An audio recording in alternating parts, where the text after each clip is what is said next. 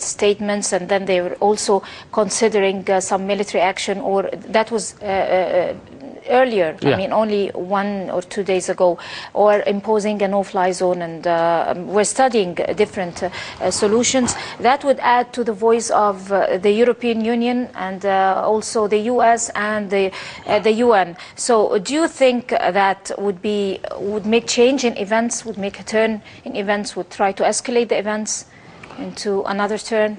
Unfortunately, the talk about the Arab League, it's useless to rely on them. Because they are not going to take an action, even if the Libyan people, I'm sorry to say that, if the Libyans all will die, they are not going to take an actions. And unfortunately also, the GCC countries is controlling the issues inside the Arab League society, because of they are supporting many countries by money. So they are controlling the issues. And we will compare now. Look to what happened in Bahrain. There is the demonstrations never stop, supported by Iran, Shia against Sunnah, and now when the demonstrations start. But I think the situation in Bahrain is much more complicated. Yes, much more complicated. But what happened? Saudi Arabia and United Arab Emirates send forces to protect the royal family and to save the security and to protect Sunnah. Because it's extremely dangerous over the borders. Yeah, it's dangerous. When it touches in borders, it becomes dangerous. But when it will be far from them borders, they can talk on TV or in the luxury places. They didn't care. They care about themselves only. That is what we know about the GCC countries long time ago. They are not used to taking actions. Well, it's amazing if you compare the difference in situations between what's happening, or the situation in Tunisia and Egypt, and also in Libya on its own, and then in Bahrain and Saudi Arabia as another entity. I mean, it's totally different. Even Bahrain is totally different from Saudi Arabia. We see the US taking a very stiff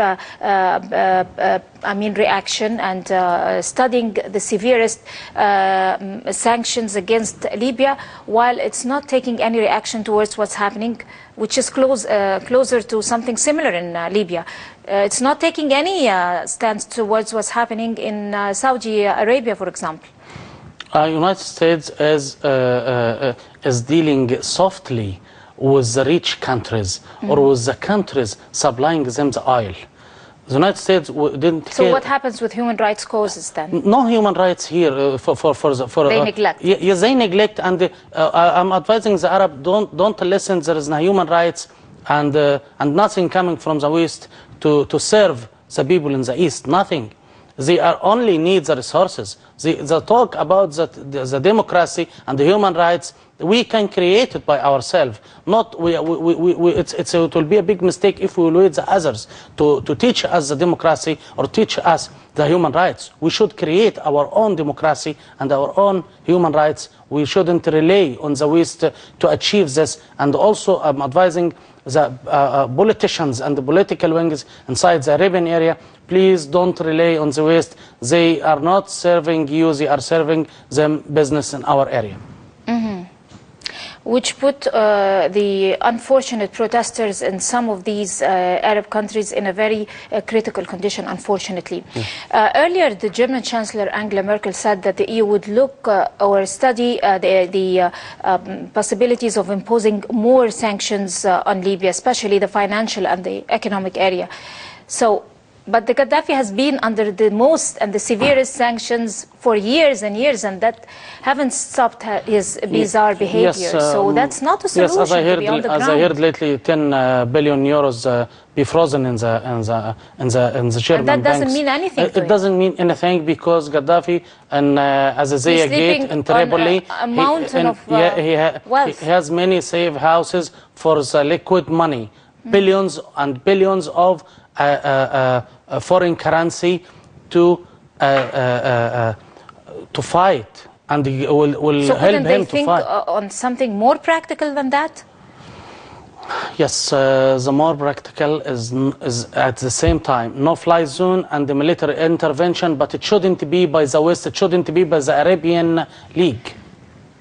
But then the rebels, though, not the rebels, let us not call them rebels, the courageous protesters there, they completely refuse the no-fly zone. They will it seems that a no-fly zone is declaring war over the country. But they will not refuse the support of the Arab League. They will not refuse it. As you know, there is something, we call it, related to the religion. So they will not refuse the intervention to support them. Of Arab countries? Yes. But which Arab countries? I mean, yeah, which Arab countries? If you will say the Arab countries already died, okay, we should write off these names from the world map. If they already died. Well, I mean, that question could be better addressed to the Arab League. I mean, what about other solutions and maybe reactions like stopping the arms flowing into Libya to the government of Gaddafi, for example, and the mercenaries? What about monitoring an international community, monitoring the borders, the flowing of the mercenaries from South Africa and from Venezuela to Libya, for example? Isn't that working? Yes, it can be. It can be to control all the borders of Libya, the sea borders, and the borders with Egypt, with Tunisia, with Sudan, with Chad, with Niger. They can control it. That can help a lot. Yeah, it can help a lot, and they can also take a fast action regarding the reinforcement to the rebels in Benghazi, to support them, to save the support for them. But that would be a little bit critical. Who would have the courage to do that, and the finance also? Yes, many countries they can finance, and I think if we will not use the warehouses of military equipments, it's a huge in the Arabian deserts, but that is to terminate this extreme Gaddafi and to stop him to kill his people. We will use this military equipment in what? And to destroy ourselves. They are not fighting against the enemies by this military equipments, but only they use no mercy with them nations, not with them. Now that the no-fly zone is not really welcomed by the Libyans themselves and was opposed by some European countries and is still being studied by the US and needing for a resolution and a green light from the UN Council. So they are studying other or restoring many, I mean, they're studying other sanctions. Yeah. What other alternative sanctions that could be taken on the ground, if not a no-fly zone? Yes, no-fly zone is not the whole thing.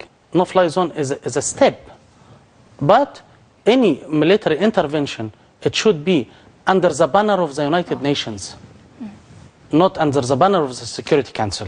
Under the banner of the United Nations, and the Arab League should share in this to save the lives of the brothers and sisters. Right. In Libya. I'm afraid that we're going to leave it here with the Libyan crisis for this week. Thank you very much, Mr. Mohamed El-Alfy, the political and the economic analyst, for coming over. And until we see you next week, that's a goodbye.